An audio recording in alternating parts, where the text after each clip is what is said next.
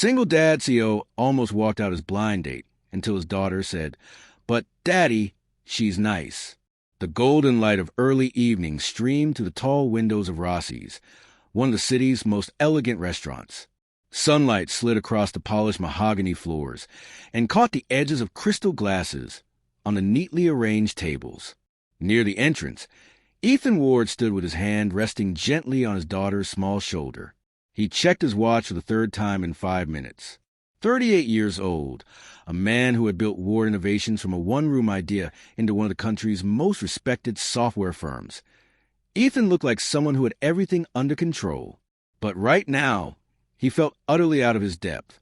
He tugged lightly at his navy suit jacket, his heart thudding faster than it ever did in any boardroom.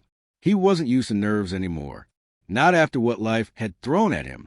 Not after losing Emily, his wife, 3 years ago.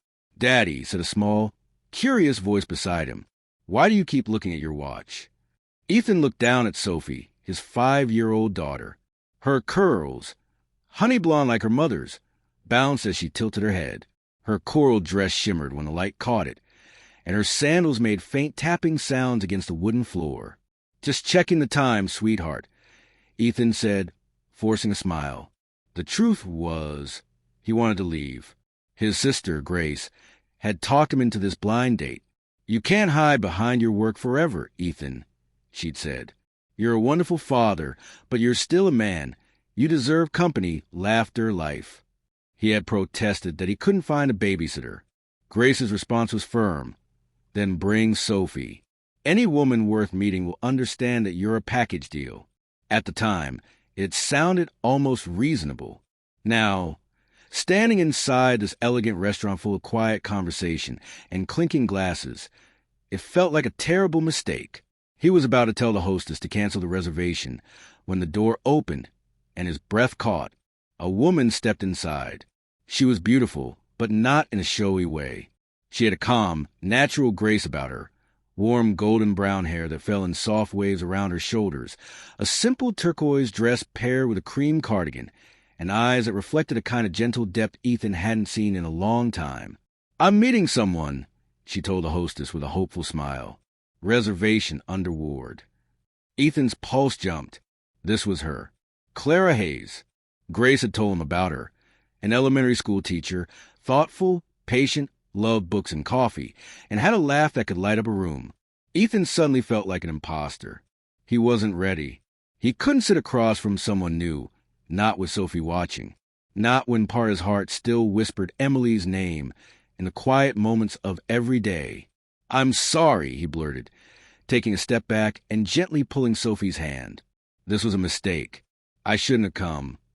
Clara turned toward him, confusion flickering across her soft features. "Wait, you're Ethan, right? Grace's brother?" "I am," he said, his voice sharper than he meant. "And I'm sorry. I just can't do this." He started to leave, but Sophie didn't move. Her small hand tightened around his. "But, Daddy," she said clearly, her voice carrying through the restaurant. "She looks nice." Ethan froze. "Sophie," he said quietly, "we really need to go." "No," she said stubbornly, her chin lifting just the way Emily's used to when she was determined. "You said we shouldn't be rude to people. And she looks nice, Daddy. She has a pretty smile." Ethan's throat constricted. His heart ached at the innocence in her voice.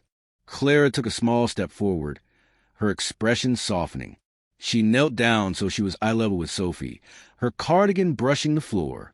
"Your dad's right, sweetheart," she said gently. "Sometimes grown-ups make plans that don't work out, and that's okay. You have a very pretty dress. By the way, coral looks lovely on you." Sophie beamed. "Thank you. My mommy used to say pink and coral were my colors. But she's in heaven now." Ethan felt his breath hitch. Clara's eyes softened even more, glancing up at him for a moment before returning to Sophie. "I know about heaven," she said softly.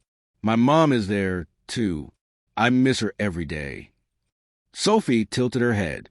"Does it stop hurting?" she asked, her voice so small, so heartbreakingly direct.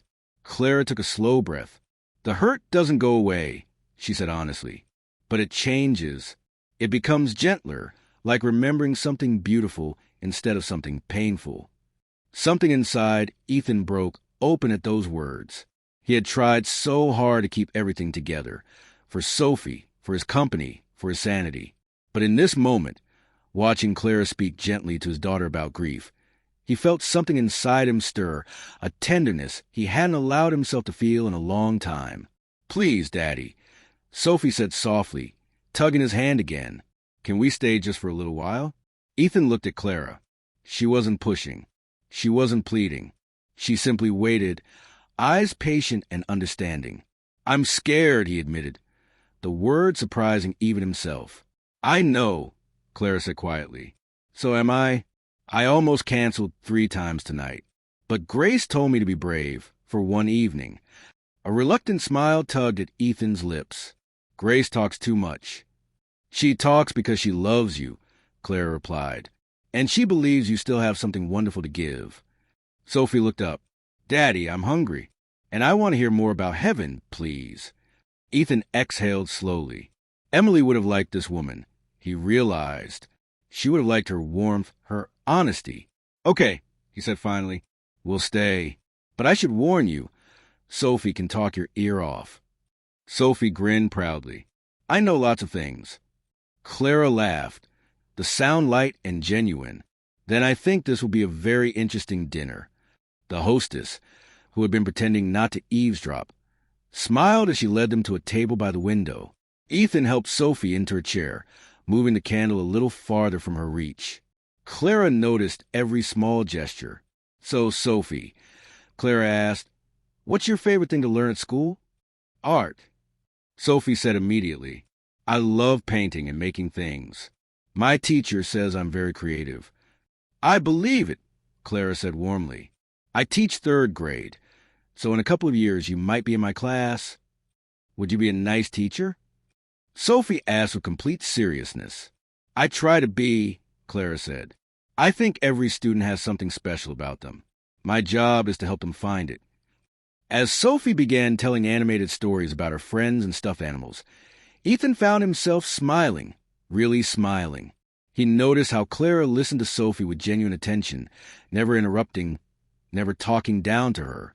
When Sophie showed her a tiny toy horse she'd hidden in her pocket, Clara admired it with awe, as though it were a treasure. When dinner arrived, the conversation shifted. Clara asked Ethan about his work, not with awe or intimidation, but with interest. "What's the hardest part about running a company and being a dad?" she asked. Ethan cut Sophie's chicken into small pieces as he answered, "Balance. It's like juggling glass balls. Some days I drop a few. Some days I somehow keep them all in the air. I have help, an amazing nanny, a patient assistant. But there are still nights I feel like I'm failing both as a CEO and as a father." Clara smiled gently. "I think the fact that you worry about it means you're probably doing better than you think. Parents who never doubt themselves usually should." Ethan looked up at her, caught by the wisdom in her words. "Do you want kids someday?" he asked before he could stop himself. Clara didn't flinch. "Yes," she said simply. "I love children. They remind me that even when the world feels complicated, there's still wonder in it." Sophie, who had been quietly spooning mashed potatoes, piped up suddenly. "Daddy says Mommy would want him to be happy again." Ethan froze, his fork halfway to his mouth. "She said Mommy loved us so much that she wants to have more love, not less," Sophie continued, as if reciting a truth she'd rehearsed. Tears shimmered in Clara's eyes. "Your mommy sounded like she was amazing," she said softly. "She was," Sophie said simply, "but she's gone now. Aunt Grace says Daddy needs a friend because he works too much and forgets to eat lunch." Ethan groaned, covering his face. "Sophie," Clara laughed, a laugh that sounded like sunlight. "It's okay. I forget to eat lunch sometimes, too. I get so busy with lesson plans that I look up and realize it's 3 p.m. Dinner flowed easily after that. They talked, they laughed, they shared stories. Sophie's energy faded as dessert arrived, her head resting against her father's arm. By the time the bill came, she was half asleep, her thumb tucked near her lips, a habit she only reverted to when she was exhausted. "I should get her home," Ethan said quietly. Clara nodded, standing too. Thank you for staying, for giving it a chance. Thank you, Ethan replied, lifting Sophie into his arms, for being kind to her and for being patient with me. Outside, the air was cool and scented with rain. Ethan settled Sophie into her car seat, while Clara waited a few steps away, arms folded loosely, a faint smile on her lips. When he returned, he hesitated for a moment before speaking. I'd like to see you again. Maybe coffee next time? Just simple. Clara's smile widened. I'd like that, she said softly. And Ethan, for what it's worth, you're doing an incredible job. Emily would be proud. Ethan blinked, startled. How can you know that? Because Sophie is happy, Clara said. She's confident, curious, kind. Children who feel safe talk the way she does. That's not luck. That's love. For the first time in years, Ethan didn't know what to say. He just nodded, quietly grateful. They exchanged numbers.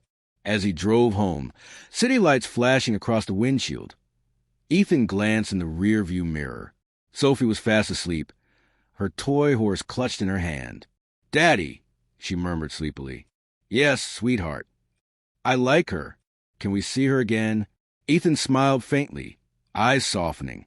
Would you like that? Sophie nodded, her voice already drifting back toward dreams. She has kind eyes like Mommy did. The streetlights blurred for a moment as Ethan blinked away tears. Not of sadness this time, but of something gentler. Possibility. He thought of Emily, her laughter, her faith in him, her quiet insistence that love was never a limited thing. And he thought of how she used to say, one day, you'll have to be brave again for her and for yourself. As he whispered a quiet, thank you, to the night, he realized she had been right. Clara stood outside Rossi's, watching the car disappear into the evening. Her fingers brushed against her heart. She had come tonight expecting disappointment. Awkward silence, forced smiles, the familiar ache of another evening that led nowhere.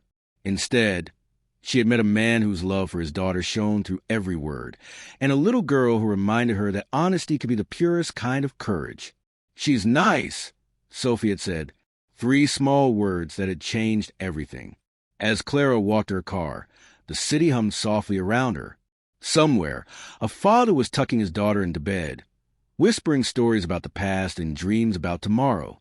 And somewhere in her own heart, Clara felt something stir, a fragile hope that maybe, after all the loss, after all the silence, life still had beauty waiting just ahead. If this story touched your heart, please like, share, and subscribe for more tales of courage, kindness, and second chances. Speech Balloon, tell us in the comments. Have you ever met someone who reminded you that it's okay to start over? Your story might be the hope someone else needs to read today.